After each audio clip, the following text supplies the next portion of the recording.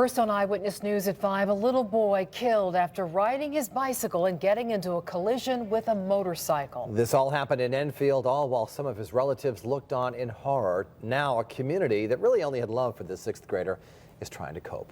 Good evening and thanks for joining us on this Friday night. I'm Dennis House. And I'm Denise DeCenzo. Tonight we're learning more about the mark this little boy left on his town and the investigation. Channel 3 Eyewitness News reporter Jill Konopka talked to friends and a relative. She's live in Enfield right now with what we are learning about the story. Jill? He was kind of like a little cousin to me too. It's been really rough. Didn't really sleep well last night. So many here in Enfield are mourning the loss of this sweet little boy.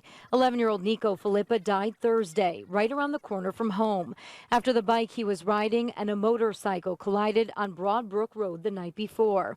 An uncle says his older sister and cousins were with him too. His family left devastated, describing Nico as a happy, always smiling boy. Family friends agree. Olivia Milbury last saw him at a Super Bowl party.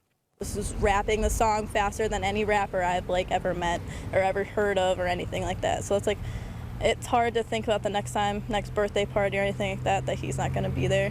The motorcyclist, 28-year-old Brian Dolliff, has been released from the hospital, but had no comment today for Eyewitness News. Police are still investigating the circumstances of the crash, including whether speed played a part or other factors. Could charges be filed against him? Well, certainly if the investigation was completed and it showed that there was probable cause that the driver had done something he shouldn't have done, certainly. But at this point, we're too early into it to make that statement. Right.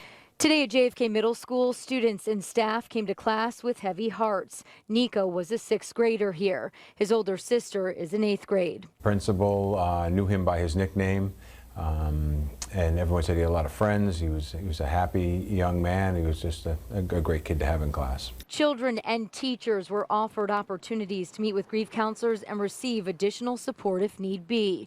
Extra substitutes were also brought in as well. And it also gave them some resources, some phone numbers they could call if they thought they needed some assistance while school was out of session.